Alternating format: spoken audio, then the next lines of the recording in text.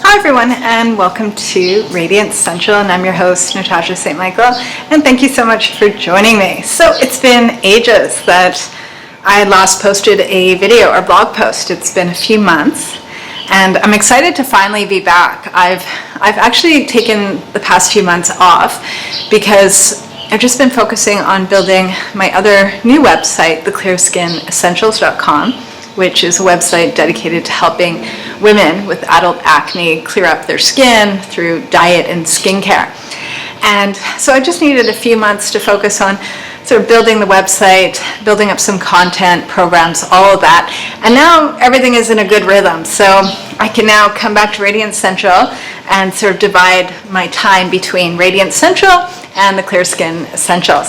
So how I thought I would sort of kick off today's blog post and being back is to talk about being in a rut, okay? Because recently I received an email from one of our longtime subscribers, and she was describing how she's trying to stick with her diet and losing weight, and sort of the harder she tries to stick with the diet, the harder it is to do it, and she's finding herself like sabotaging herself, and she's frustrated. And when I got her email, it reminded me a lot of myself, and I've been in that place over and over again many times, and not only with following a diet, but also in other areas of my life as well. And I can also say too is that I can relate a lot more to that since being a new mother. Okay, and so my daughter Luna Ray, she's already like 2.5 years old now. She's getting big, and since being a new mother, I've found it especially hard to stick with goals. And I found it's not only to stick with the goals; it's even to have goals. It's like ever since I became a mother, with like 50,000 responsibilities and things to do every day, and having to be sort of have many different roles and responsibilities, I've found it very hard to get inspired, to get motivated, and to set out and do things. And so when I received that email from this reader telling me, and describing to me just how frustrated she is and just how difficult it is to kind of stick with it, I was like, oh yes, I get it.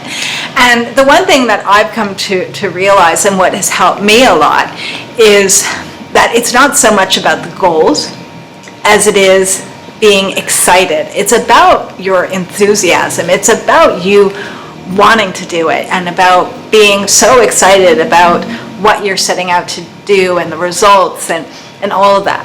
It's not so much about having a plan. It's not so much about being organized or knowing what you're even going to do. It's just about that energy. It's about the enthusiasm. It's about the passion. And I've come to realize that one thing that helps me over and over again is focusing on how to bring out that passion, how to bring out that excitement. Because if I'm excited about something, I'm going to do it. I'm going to get from point A to point B. But if I'm not excited about it, or I'm just not feeling it, it's like it just falls flat. That, or I sabotage myself because I'm just not there. So if you like this longtime reader of ours is kind of like you're struggling with either sticking to your diet or sticking to a weight loss goal or a fitness goal or even a work goal or any kind of goal, ask yourself, how passionate are you about it? And also, how passionate are you about your life right now? Because one thing I see over and over again is a lot of times it has nothing to even do with the goal. It has to do with what's going on in your life. Because I know for myself, the more excited I am about my life and what I'm doing and where things are going, then I feel like there's no stopping me. I'm going to go out and I'm going to do it. But those times where I just feel like overwhelmed, I feel drained, I feel tired, or I'm not happy, it's like nothing happens. And so that's something to ask yourself. Like I see with my coaching clients, like when a lot of people come to me to lose weight, we work not only on strategy with their food and their diet to lose weight, but we're working on their personal life. We're working on stress reduction. We're working on every part of their life because everything's connected. And if you're not feeling it with your life, if you just feel like blah, everything's going to be blah and everything's going to be hard to do. So it's about, okay, how can I get excited about my life again? Because when you're excited about your life, then the possibilities open up. You have the energy to get things done. There's no stopping you. So I thought what I'd do today is share a little bit about some of my own strategies of keeping myself excited and motivated and inspired. So things like eating healthy or exercising.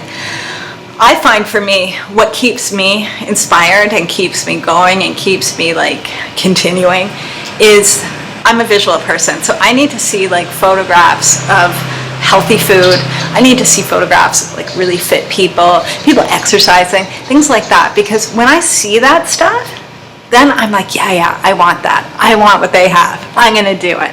And it gets me going, So those times where I'm like, oh, I don't want to work out, or I don't want to be bothered cooking, any of that, then a lot of times I'll get on the internet and I'll look at Pinterest, or I'll look at Tumblr, or I'll look at Instagram and look for healthy recipes, photographs of healthy, beautiful food, right? That I'm just drooling over, and I'm like, oh, I gotta go and make that, or photographs of people that are super fit, and I'm like, I wanna be like them.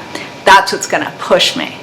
And I can also say too, taking care of myself, my environment has a lot to do with that. So I find when it comes down to taking care of myself and making sure I'm sleeping good and I'm taking good care of myself, I need to have a clean environment. For me, there's nothing more discouraging than when my home is a mess, especially the kitchen, especially the bedroom and bathroom. Those parts of my home have to be spotless, because when I have a clean, organized home, there's no clutter.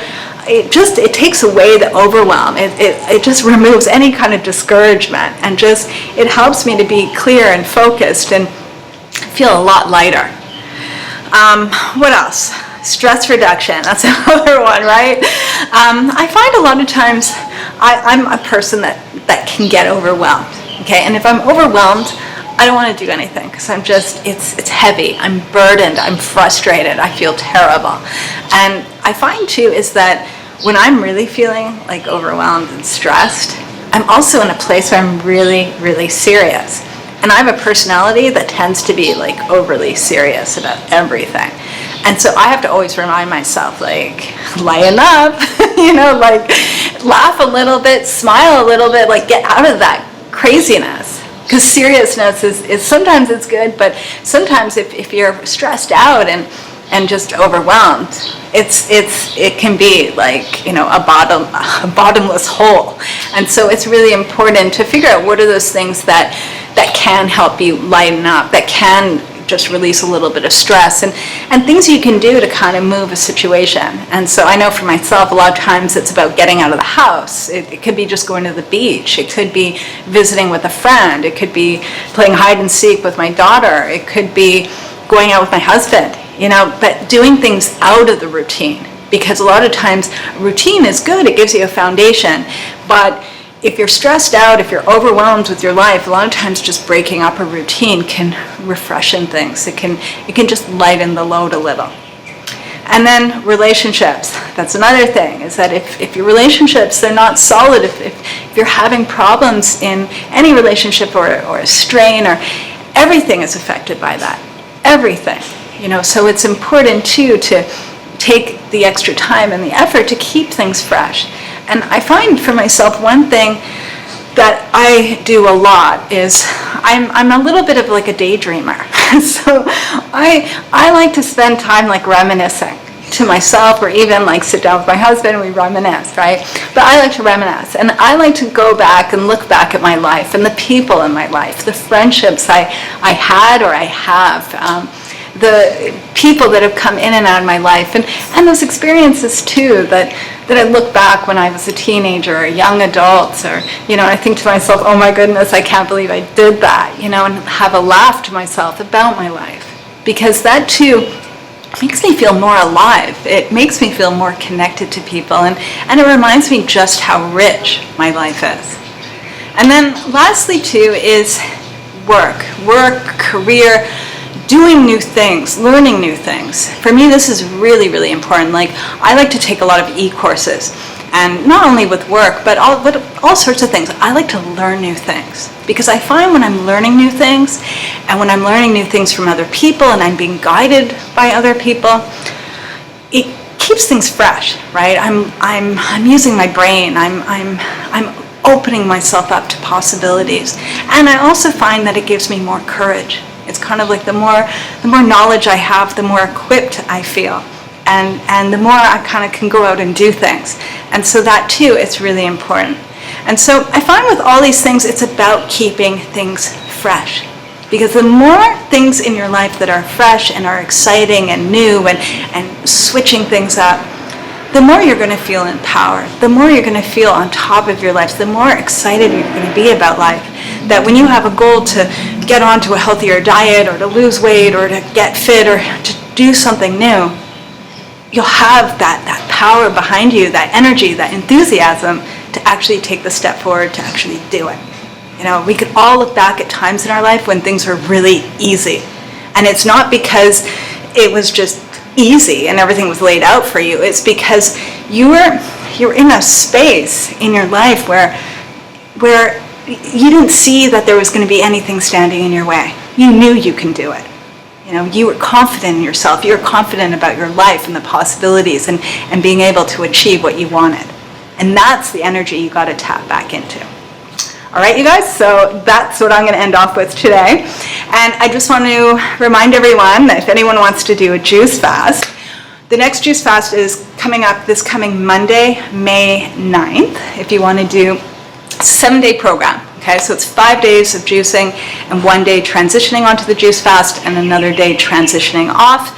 And when you sign up to the program, you get lifetime access to the program. So there's an ebook that walks you through everything you need to know about the juice fast and how to transition on and off of it. There's 50 juice recipes. Everything is written out as to like how to have like a proper juice fast. And then also there's videos for each day of the program. So there's 7 videos. And then you get lifetime access to a private Facebook group. And you can do as many juice fasts as you want. So every month I host and I support a group doing a juice fast, and we have many people that do them over and over again. And then you can do it with the group, or you can do it on your own, whatever you like. But you have lifetime access to the entire program. So it's great if you want to sort of reset your diet, you want to refresh yourself, you want to do a little bit of a cleanse or detox, lose weight, all of that. Juice fasting is fabulous. So I'll put the link to that below. Plus, if you're interested in my new website, The Clear Skin Essentials, if you've got breakouts or acne, do check out my new website. I'm really, really proud of it. And there's a fantastic free email course if you want to join that. I'll put the link to that as well. It's theclearskinessentials.com. And yeah, I believe that's it. So I'm really excited to be back, and I actually have some new things coming up for Radiance Central. I'm going to be doing some webinars and all sorts of stuff. So really, really excited, and I'm wishing everyone a fabulous day. Bye.